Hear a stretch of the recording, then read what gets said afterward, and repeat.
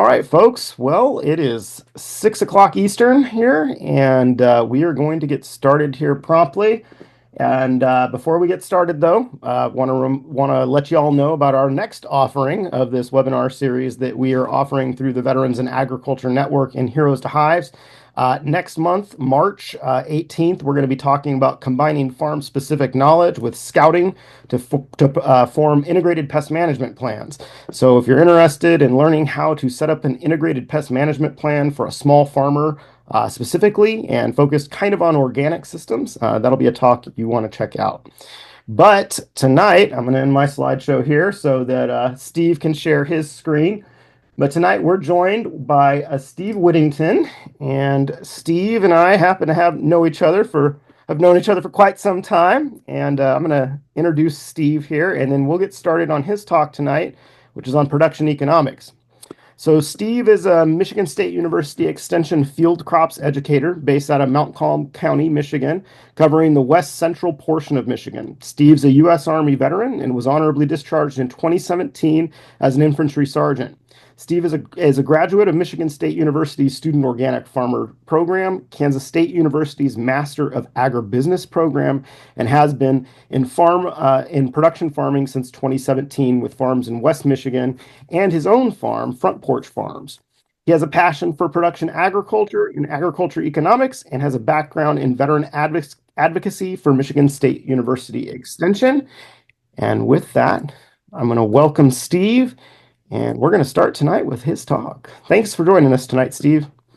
Thank you, Adam, and thanks for the introduction. Welcome, everybody, to tonight's webinar series. Like you said, my name is Steve Whittington. I'm a field crops extension educator. I work for Michigan State University Extension in that capacity, covering field crops from the west central part of the state of Michigan. So you might be asking yourself sort of like, how does maybe field crops guy going to know anything about maybe diversified fruit or vegetable production? Maybe you're here from Heroes to Hives, introducing honey into your production or apiaries. Well, I've got a pretty interesting background. My journey with agriculture, as Adam stated, happened in 2017. After I exited the military, I started farming on a small scale, fruits and vegetables in West Michigan for 2 years. I became involved with extension through veteran outreach work with Adam, and started my own farm in 2018, doing small scale fruit, vegetables, eggs, small scale meat birds, things like that. So let's go ahead and get started here. We're here today to talk about the value of enterprise budgeting and analyzing cost of production for new farm decision makers. Now, this is an ag economic heavy topic. I'm trying to make it as exciting and fun via webinar as I possibly can. Know that this class is normally taught in a part of a workshop or a series where we are face-to-face and we can go through these economic or financial concepts in depth with you and develop your own enterprise budgets for a particular enterprise that you have in your production system. That can be greenhouse tomatoes. It can be field sweet corn. It could be pasture-raised eggs or meat birds. It could be field crops, bushels of soybean per acre, right? All of these things, all of these different commodities, these different enterprises that you produce, you can develop an enterprise budget for them. So before we go ahead and dive in, I do want to get just a little administrative piece out of the way here. This is our affirmative action statement from MSU. Anytime you see any webinar or event or activity, we're going to have this affirmative action statement. This just states that this type of programming is going to be available to anyone who wishes to attend. Finally, if you're so inclined, it would greatly help me out to QR code snap this on your phone. You can fill it out later. I will have this at the end, but this is a demographic survey collection. It helps me in my work at Extension showcase who exactly attended tonight. It is anonymous, but your feedback greatly helps us to create different programming related to this that provides the most amount of value to you out there, the consumer. So let's go ahead and get started. Again, this session is going to focus on developing our own management skills in our production systems by focusing on what's called enterprise budgets and cost of production. So if you're a market grower out there, if you've got a diversified vegetable, fruit, small farm background, this is the place for you to be tonight. This skill is particularly useful for market growers, but like I mentioned previously, it's very beneficial for anybody who's been in farming for decades. You can really benefit a lot from diving into your own production and analyzing your production, how you approach it to create efficiencies or generate more revenue or find out different market outlets. This is a useful skill to have. An enterprise budget is an economic tool of analysis that provides a producer with the estimate of potential revenues, expenses, and overall analyzing profit for a single enterprise. Theoretically, each type of crop, livestock, or in fancy economic speak, unit produced on your farm can be considered an enterprise, and you can develop a specific budget for each. So what you'll often find at, say, MSU Extension or other extension services are budgets that are developed to represent a typical situation, right? So budgets for corn, soybean, forages, wheat. However, these budgets are often very general and are developed for typical situations or enterprises that might not be particularly fitting for you as a producer or in your production system. Um, so it's important that we do this exercise and we think about creating our own budget for our own unique local situation, our crops or products that we produce, and the type of farming operation um, that we operate. So there's a lot of benefits to doing enterprise budget analysis. I'll go ahead and go through a few of those. First, it's going to be a really useful way to estimate expenses, revenue, and assess overall profitability of an enterprise. I mentioned that previously. That's one of the primary goals here. We want to know, given our costs of production and what we can sell our products for at market and how much we can sell our products for at market, what our overall profitability for our enterprises are. And if they're profitable or not, we want to keep producing them. It's a very effective way to organize our production information and the associated costs. You might have heard of this term called process mapping. Well, doing the enterprise budget analysis allows you to sort of calculate out from seed to sale how you go about producing what you produce. So, through that process, you can find inefficiencies or have different realizations about your production that you might not have had before. It's going to account or quantify something called economic costs. And we'll get into that a little bit later, but economic costs are different from accounting costs, and economic costs are going to be necessary here because this is an economic tool of analysis. It's going to utilize historical production information from our farm, and it's going to pair with future goals or expectations that we have for our enterprises. So it allows us to build sort of this historical production data in our system. We can take a look at our enterprises every single year in the off season with a cup of coffee while it's really cold outside and make some of those decisions in our production system. In that, it's going to assist you through that process in management decision making. Being a farm decision maker is hard, and anytime we can exercise a tool or do an analysis to make our decision making easier on farm, that's going to be a win for us. And last but not least, building blocks for a whole farm production plan. Theoretically, each one of your enterprises, you can create a budget for it, and those can flow into a whole farm, say, profitability plan, right? We can look at how much of our revenue is generated from which types of enterprises.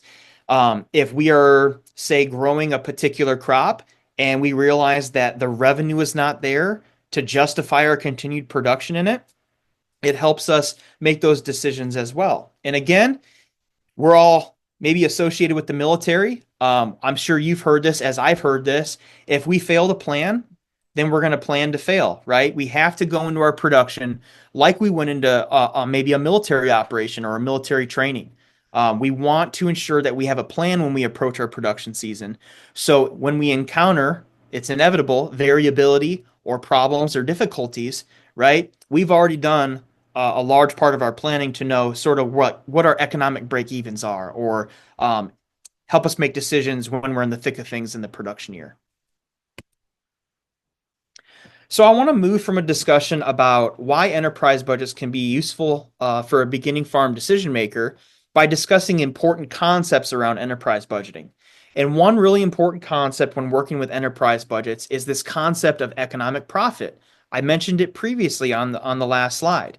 Enterprise budgets are an economic tool of analysis, so therefore we must include economic profit, not just accounting profit. So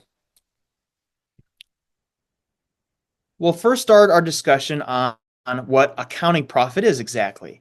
And accounting profit is largely just the total cash earnings that we have from our enterprise. It's calculated by subtracting all dollar costs from our total revenue. This is recorded in areas on tax documents such as a Schedule F. If you've ever filed a Schedule F before, that's a profit and loss from farming. This is essentially what accounting profit is. Depreciation is often listed as a separate line item, which we'll discuss maybe in a different segment. But this is why we say with accounting profit, cash expenses and cash earnings. So there's our quick little accounting profit equation.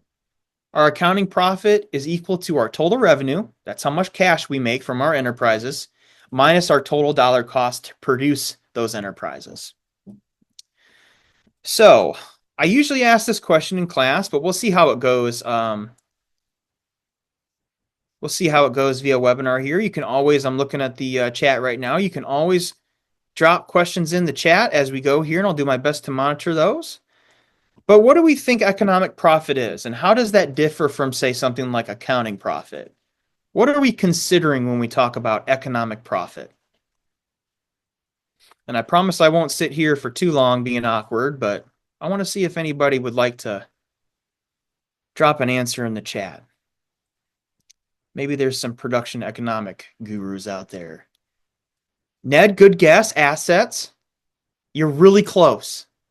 It ties into economic profit. That's a great guess. Yeah. So economic profit. Economic profit, on the other hand, when we compare it to accounting profit, it's going to factor in both dollar costs and opportunity costs from our total revenue. There's something called opportunity costs.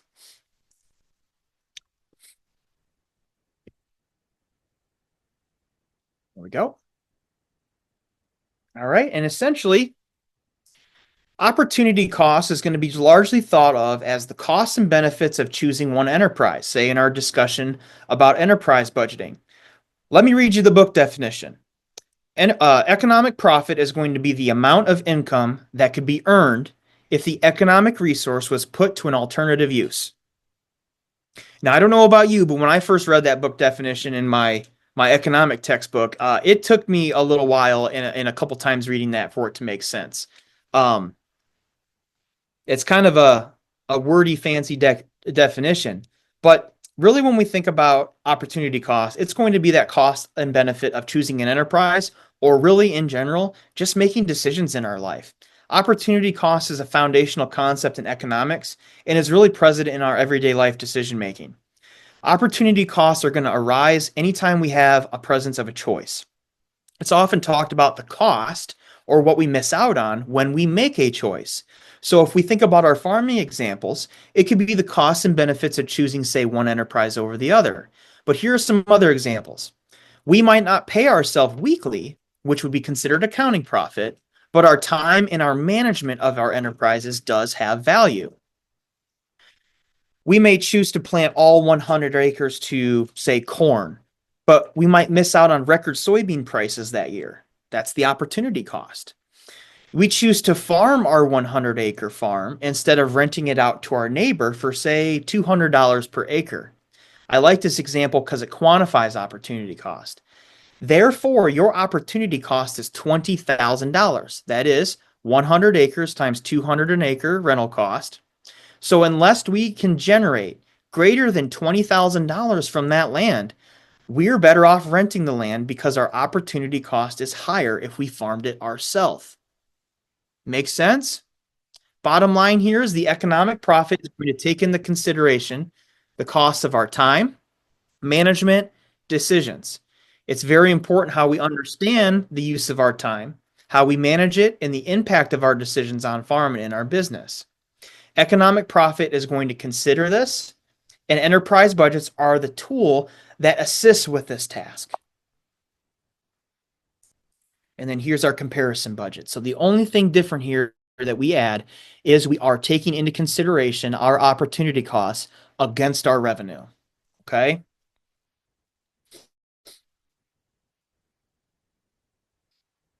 And like I said, any questions, feel free to drop those in the chat and I'll take a break and answer them whenever I can. All right, so let's dig just a little bit deeper into our opportunity costs. All right. So business owners are going to operate their business with a combination of their own resources and resources acquired from others. Let's call those input suppliers, landowners if you're renting ground, employees for their labor, lenders for their capital. So therefore, business owners, like any other person who's going to allow different resources to be used in the business, should therefore be compensated or are entitled to um, compensation for using the resource in the business itself. For example, in our farming examples, a business owner should be entitled to receive the equivalent of a wage, the equivalent to rent when the business owner is using his or her land in the business itself. Another example here would be that the business owner would be entitled to receive the equivalent of a wage for the time the owner spends operating the business. If you're, say, a welder and you could go make $25 an hour welding, but you choose to invest your time not in a 40-hour work week, but instead a 40-hour work week in your own operation, you can make the basis that your time is valued at $25 an hour. When you pay yourself that much in the management of your operation, are you able to cover that labor cost just for your own management? That's kind of what we're getting at here. Last example here.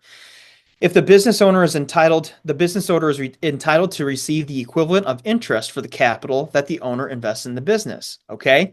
A common benchmark that we see here is the S&P 500. That's the top 500 companies in the United States.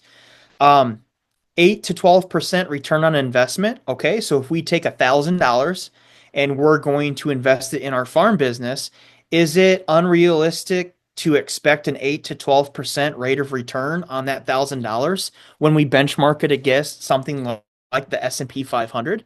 Okay.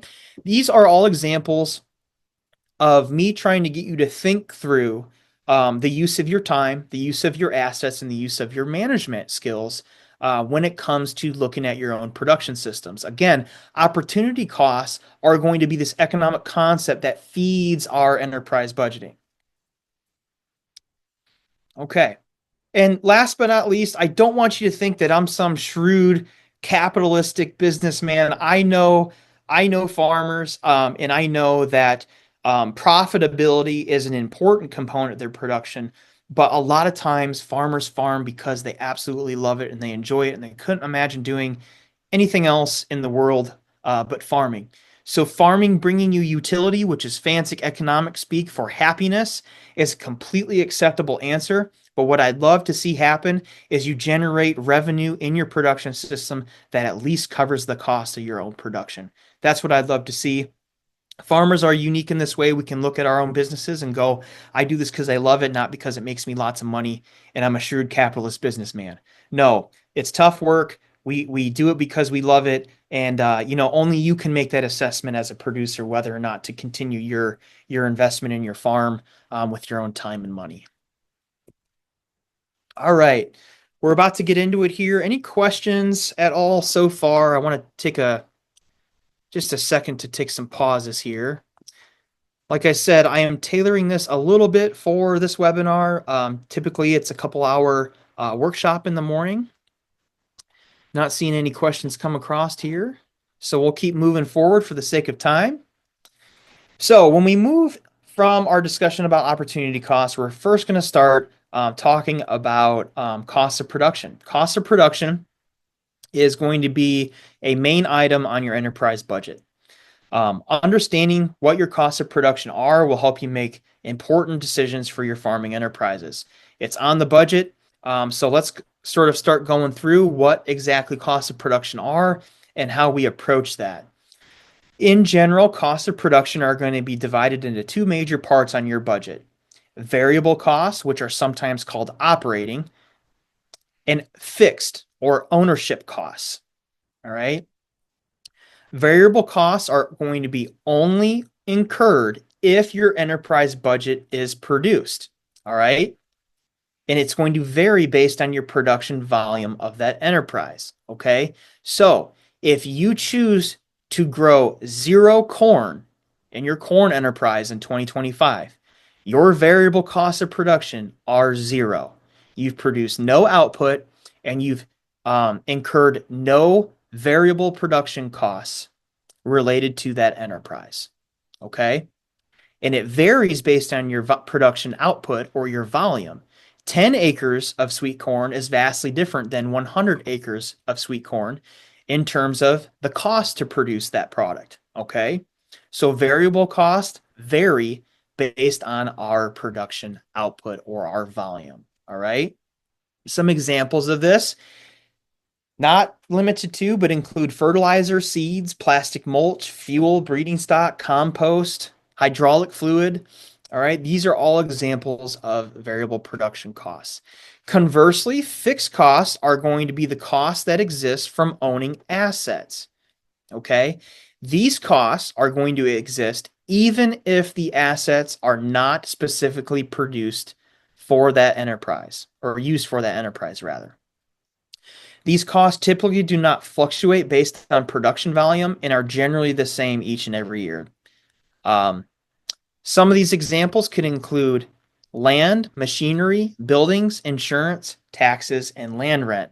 Now, these can increase or decrease in price, right? But for the most part, they're fixed. They don't have a lot of variability, and they certainly don't have variability when it comes to our production volumes. All right.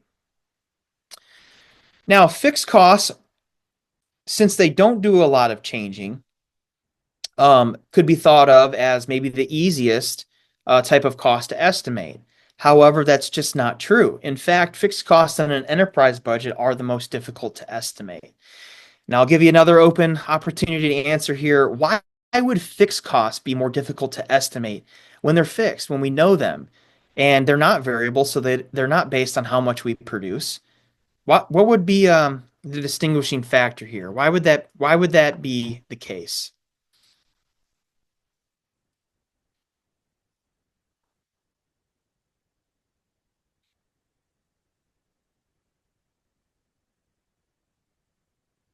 Yeah, I see a question here. Would that also include a new truck for farm use?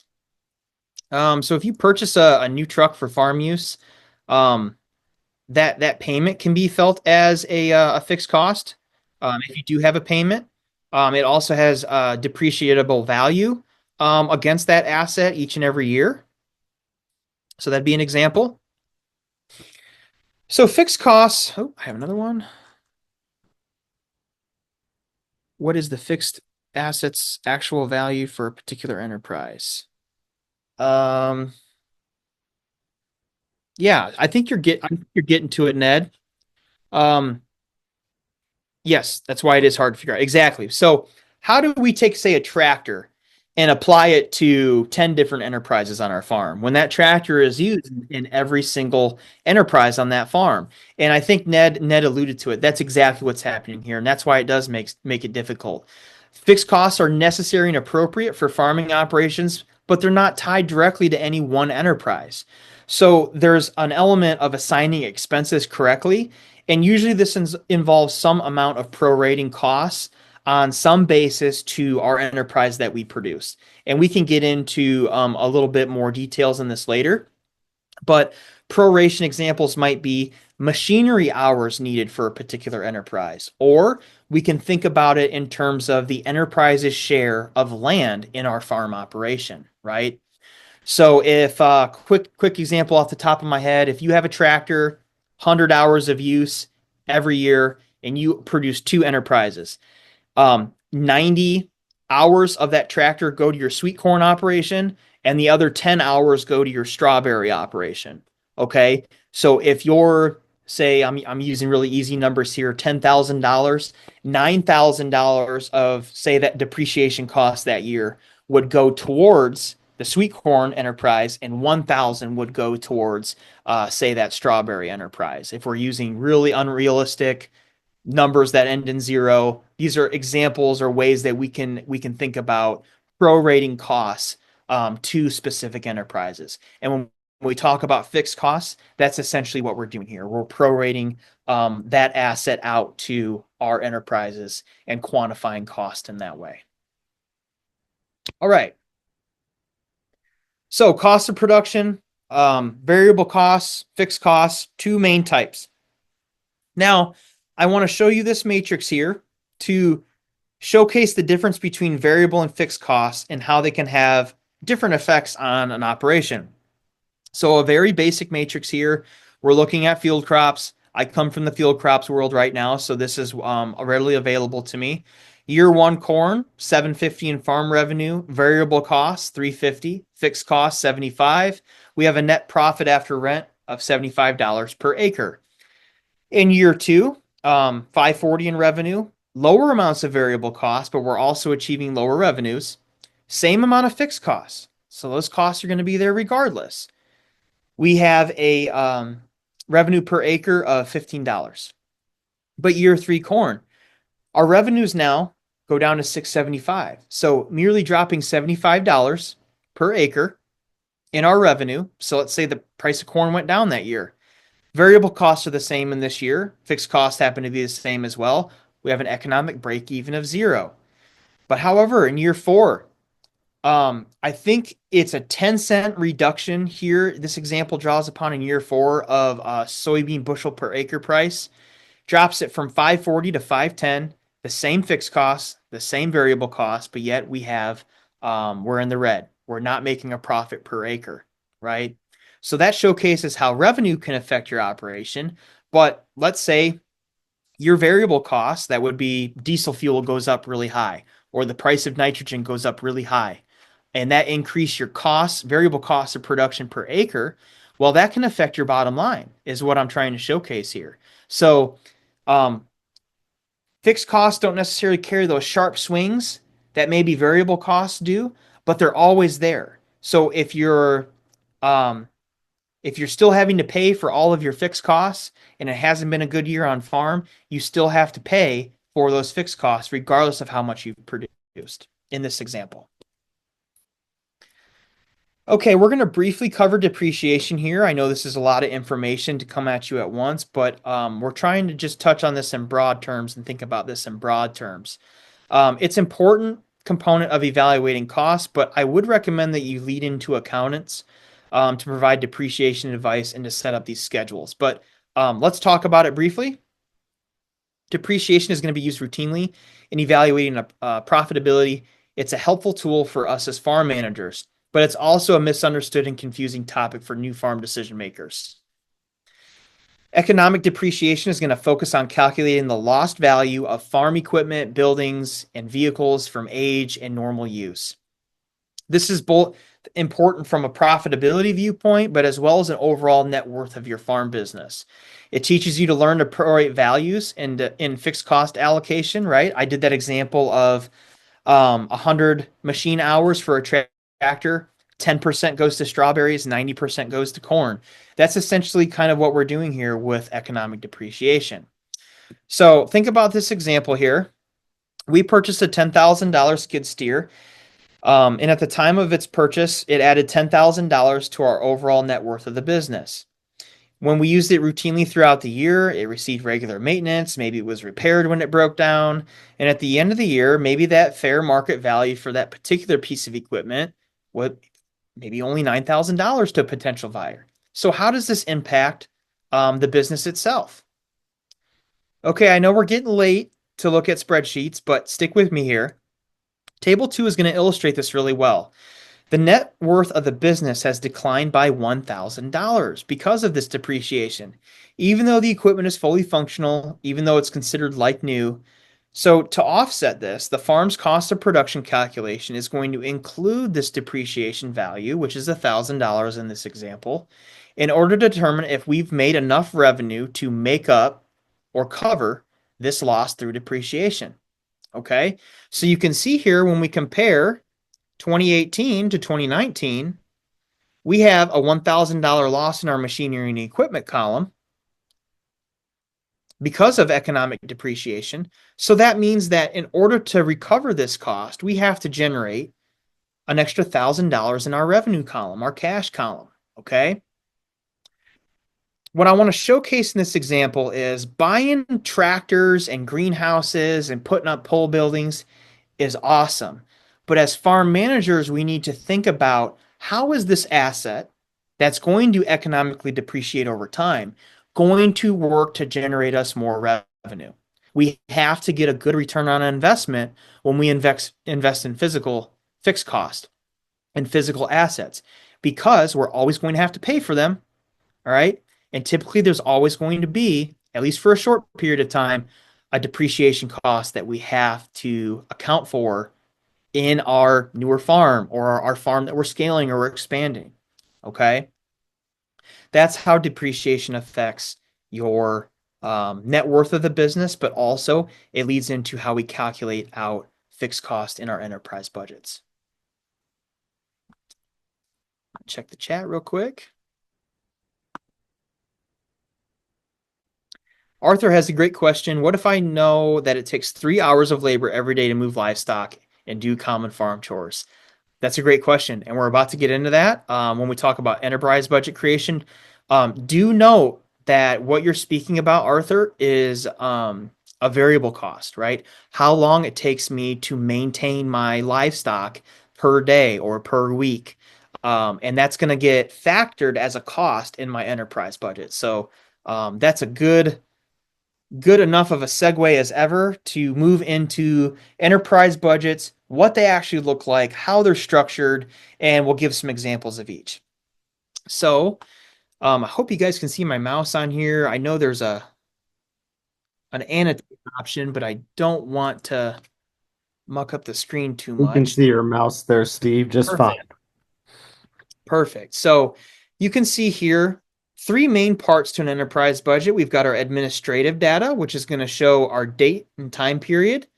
Our unit, that could be like a bushel per acre. That could be a bunch of carrots or root vegetables. That could be a pound of tomatoes, a pound of greens. That could be a dozen of eggs. That could be whole meat birds. All right. All of those are examples of our individual unit that we're measuring when we look at an enterprise budget. And of course, the size of that unit. So, do I have an acre of field crops? All right. Do I have a 30-inch by 100-foot bed length of bunched roots, carrots, mixed salad greens? Do I have a quarter acre of pastured egg laying hens? Those would all be different sizes that you can incorporate into your enterprise budget. Remember, it's tailored towards you. So how you choose to approach this is up to you on what size and unit that you use. But in general, we have that date timestamp, and that's to build that historical production data that I talked about in the introduction. Next, look at here, cost of production. The bulk of it we've already talked about. Cost of production, we're going to have a spot for both our variable fixed costs, but the third one here is this opportunity cost or cost of management. All right.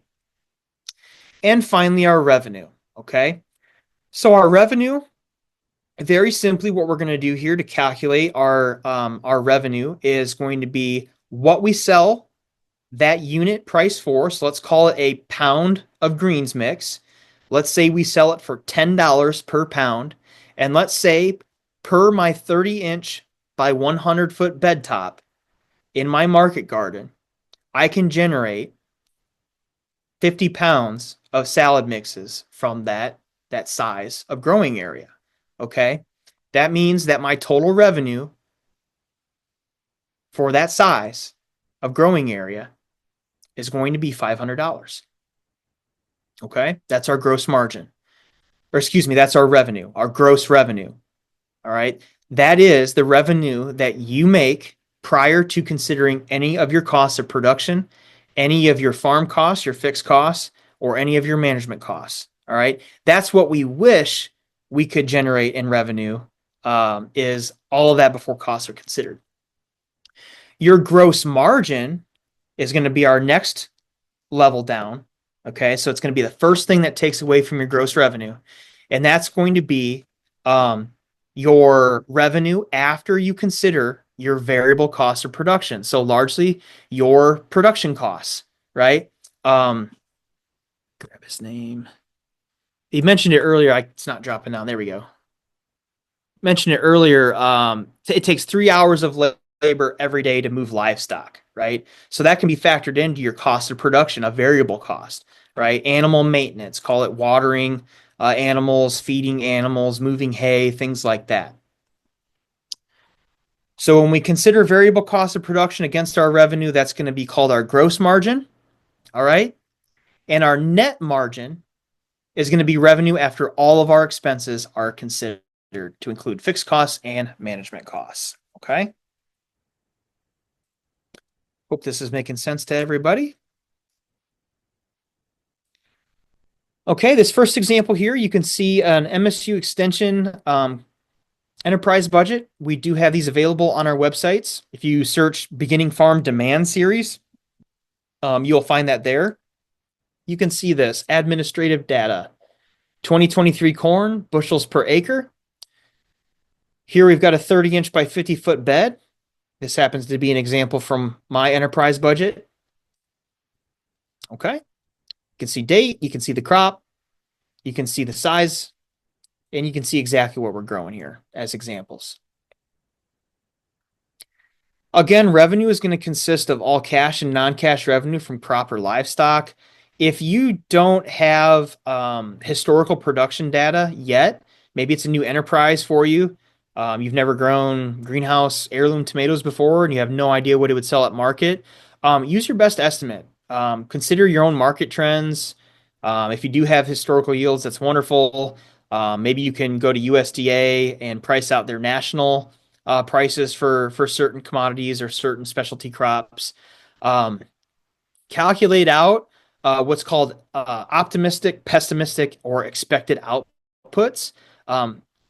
That is, if you have a star of a year and you've never seen tomatoes grown like that before on any farm, and it's an optimistic expectation, maybe you're estimating that your production output for greenhouse tomatoes could be 500 pounds in one bed.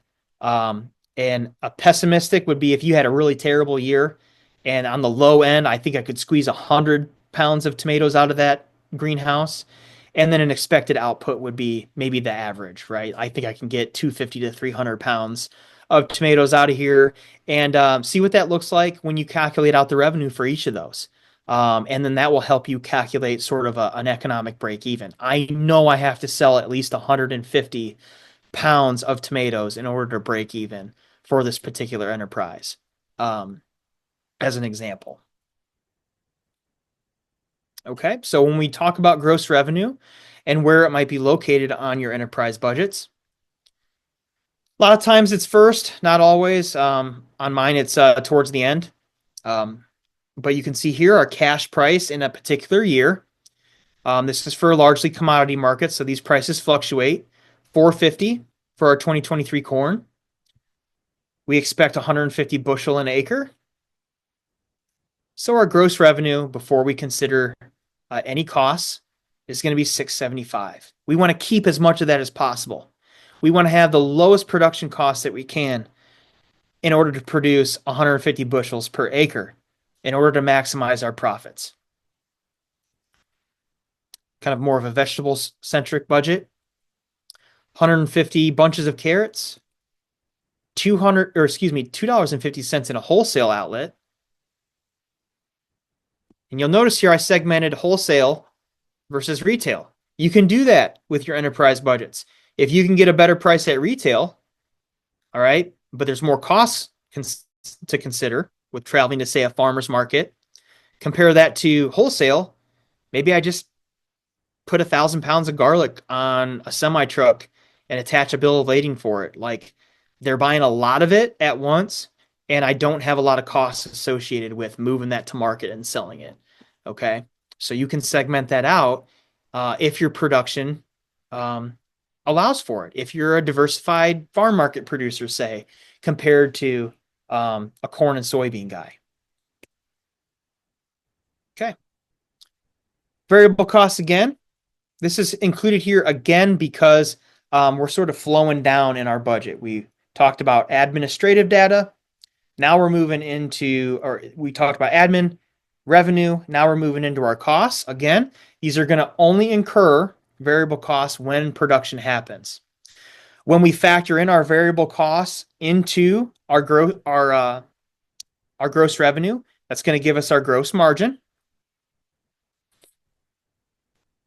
And again, worksheet 417 is for if we were doing this in person, we would actually work this out a little bit more for you. But essentially, we're talking and flowing through our enterprise budget. We've got our administrative data, our revenue data, and then next we're going into our cost of production, our variable costs. A note about labor.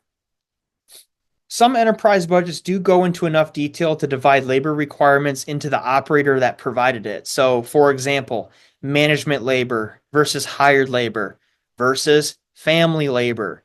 Family labor can be a variable expense that's commonly overlooked. Labor is not free, regardless of who provides it. So, when we discuss labor, it's important to understand that when investing our time into the enterprise, we need to include a value for our own time. This is especially true if you're the owner, operator, or manager for that farm. And this is why management is often segmented out of normal labor calculations for an enterprise.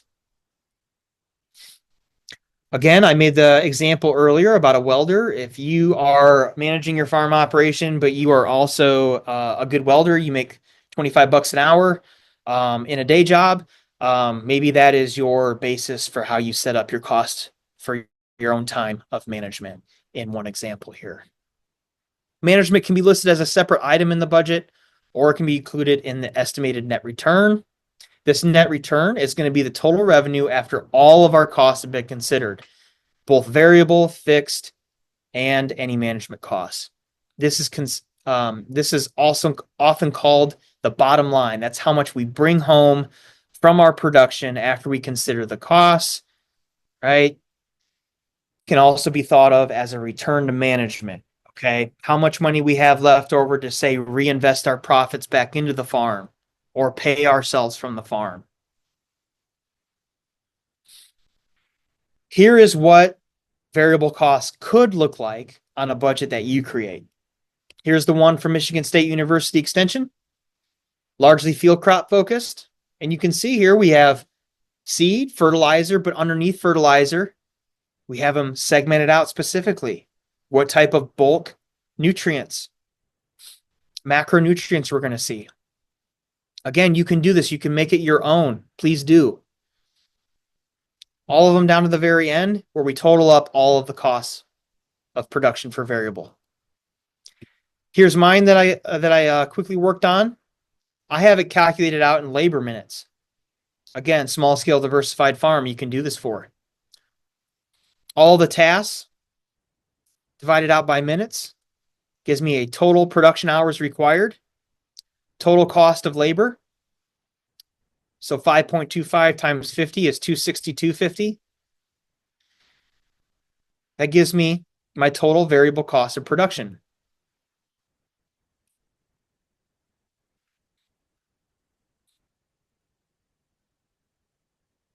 As you can see here, I've got the wholesale costs and the retail costs separated and segmented out because there's different costs that are associated for each.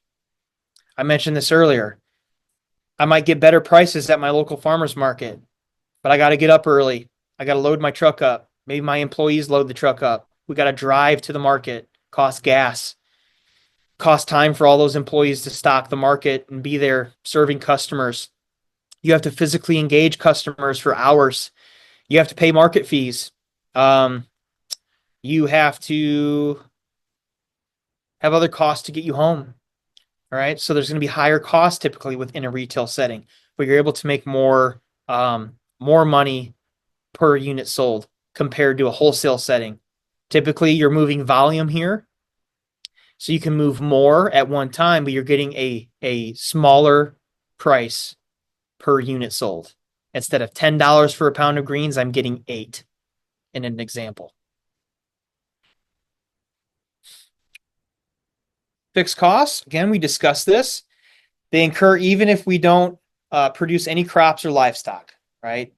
Ownership costs, machinery, equipment, buildings, land, crop insurance, depreciation, taxes. We can do different proration examples. For example, machinery. We can think about it in terms of how much land or space it takes up in our system.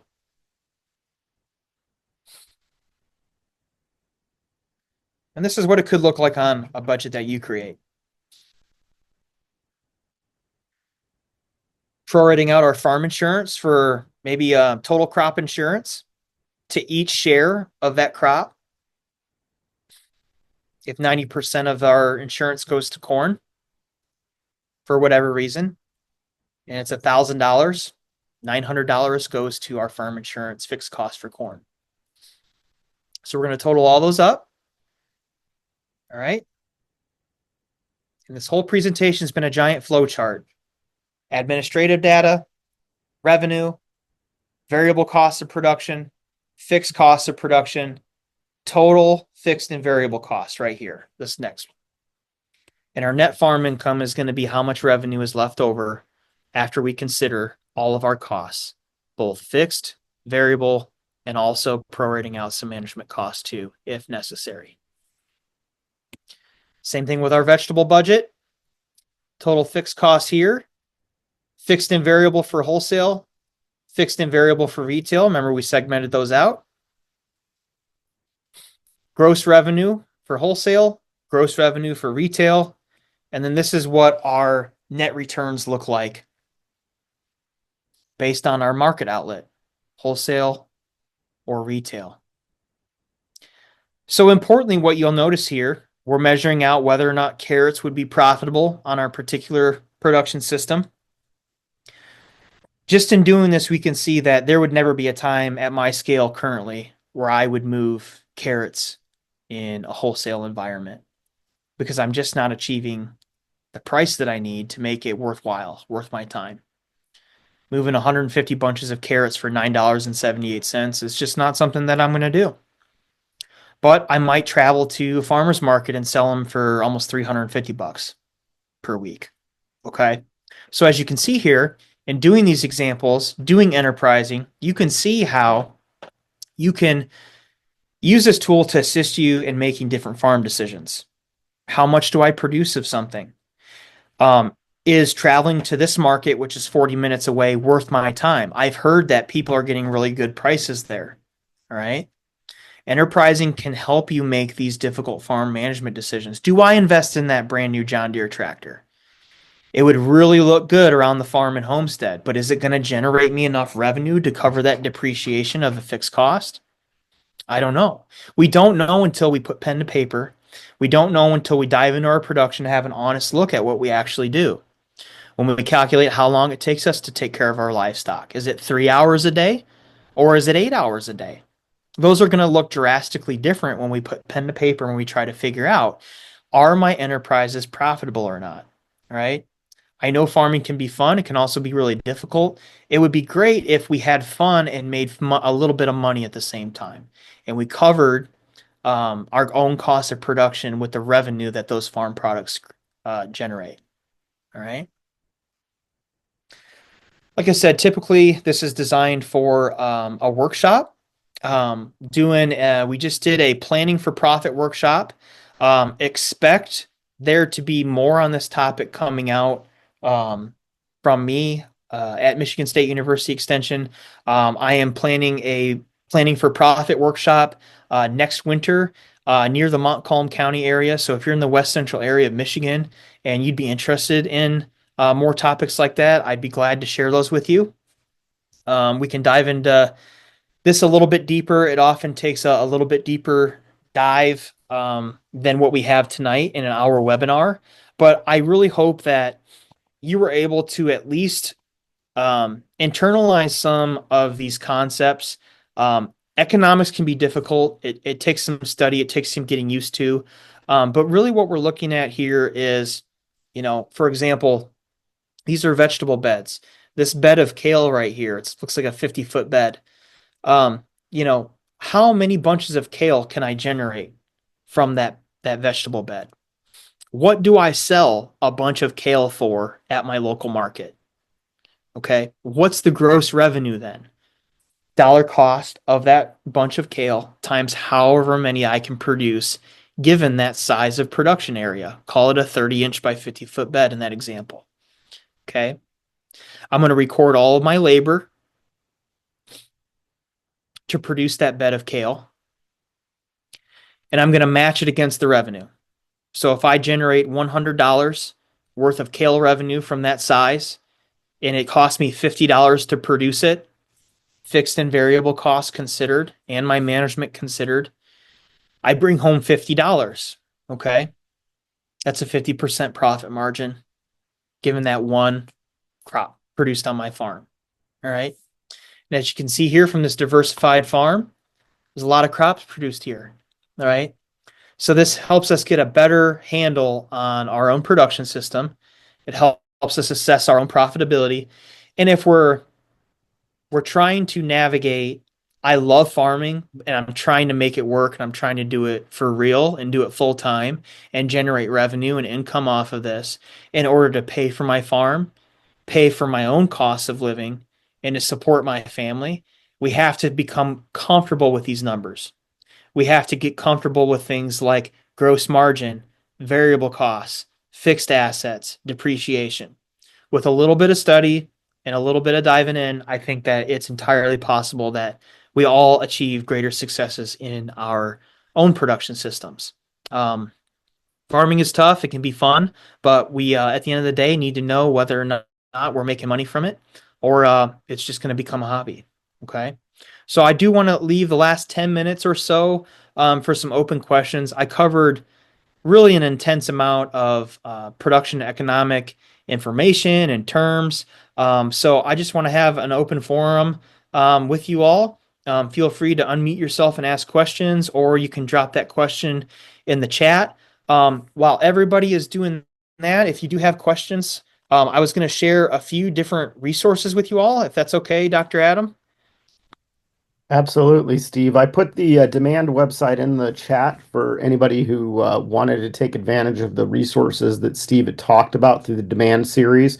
So that's in the chat. But any other resources you've got, Steve, to share with Yeah. us, please do so. Okay, awesome. So you might be wondering how I created that vegetable enterprise budget. I'm going to give away the big secret tonight. So this book right here, Sustainable Vegetable Production from Startup to Market, is a wonderful book to have in your farm library. And if you turn to the back page in Appendix D, oh, there we go. That is how I used as a template to help navigate enterprise budget creation for vegetable producers. So this is a great book to have. I believe it's not too expensive, but for what it gives you in return, it's a wonderful resource to have. Again, it's going to help you sort of navigate enterprise budget creation. If there's a specific type of crop you're trying to produce. Like I worked with somebody last a few weeks ago about producing pawpaws. Pretty unique concept, but like you have to kind of start somewhere with that, and there's not a lot of information out there. So that's a great book I wanted to share with you all tonight. I see some chats here. Awesome, Adam. You're the best. Thanks for dropping that link in there. And that demand series, I'll talk a little bit about the demand series. That was a really unique series that is actually myself and another colleague won an award for to help new farm decision makers, beginning farmers. So those who might not be, they might not have come from farming, but they're new to farming, as well as those who are like very much born on farm, helped mom and dad out on the farm, but haven't sat at the round table, so to speak, to make those tough decisions. That series is for you. And what it does is it goes through various different articles, bulletins, and fact sheets and concepts around, say, enterprise budgets, cost of production, marketing, um, and this entire presentation is based around two demand series bulletins, enterprise budgeting and cost of production. You can see how that would be a very helpful resource for you if you're new to making tough farm decisions or need a refresher. That is a great website to go to. And it's there to sort of help this next generation of farm operators because we do have an aging farm population. So that's our attempt to sort of add value to our ag community and help the new folks get in there and make sound and timely decisions. The next resource I wanted to show you guys is this book here. It's Building a Sustainable Business book. So a lot of the worksheets that we glazed over here that we would normally go into for a workshop are from this book, and they're going to help you determine, well, how much revenue can I make off of this one crop? Um, I'm not sure. What would be an optimistic yield for this particular crop? This book is wonderful from start to finish to help you develop a business plan. But if you wanted to just focus on different components of your farm business, it segments it out really nicely. Building a sustainable business. It's a SARE book, so Sustainable Agriculture Research and Extension, or excuse me, Education. Um, and it's a guide to develop a business plan for farms and rural businesses. There we go.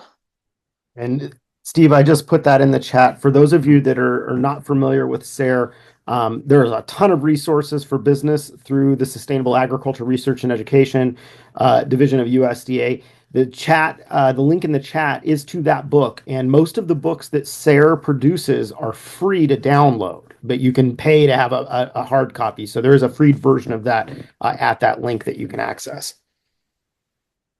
All right, so the last few minutes here, you'd greatly help me out if you completed a survey tonight. Helps showcase my work to my bosses. Um, Last QR code put up there for you all in case you need it. And I do want to do a couple shameless plugs here. I'm going to put the survey linked in the chat here.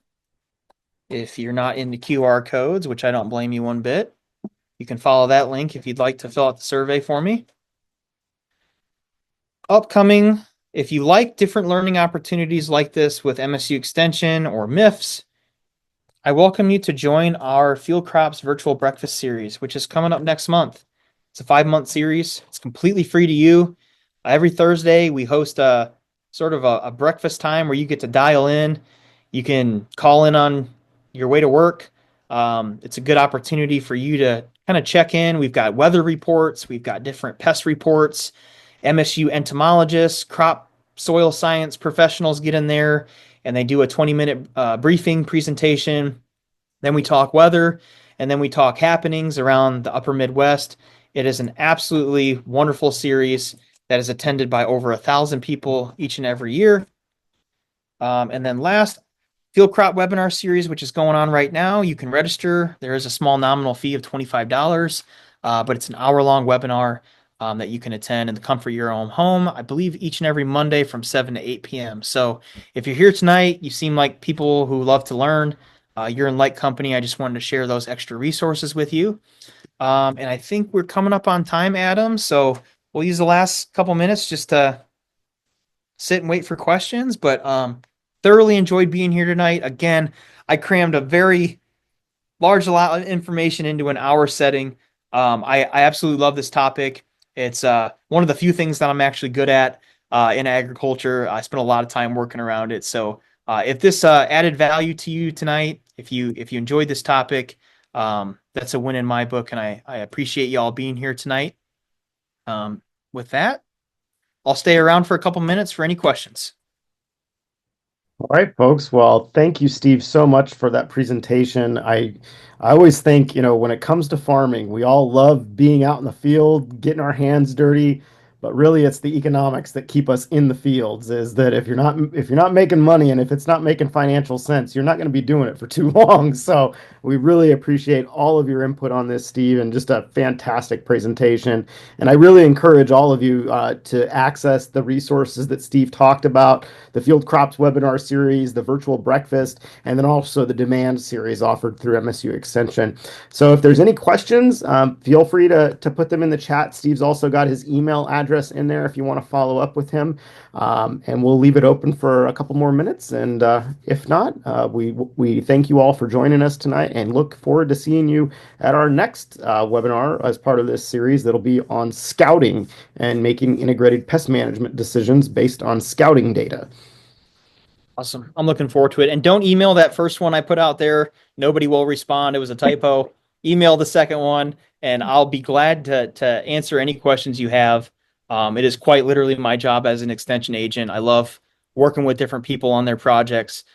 So do not hesitate to reach out to me, even if you live in like Kansas or California or Virginia. I'd love to talk to you. So, Adam, thanks so much for hosting tonight and allowing me to present here. Yeah, I had a great time. Thanks, everybody. Thanks, Steve, so much. And thanks, everybody, for joining us. We'll be posting this on our YouTube channel later this week. And if you're registered for the course, we'll send you an email reminding you that the recording is posted. Thanks, everybody.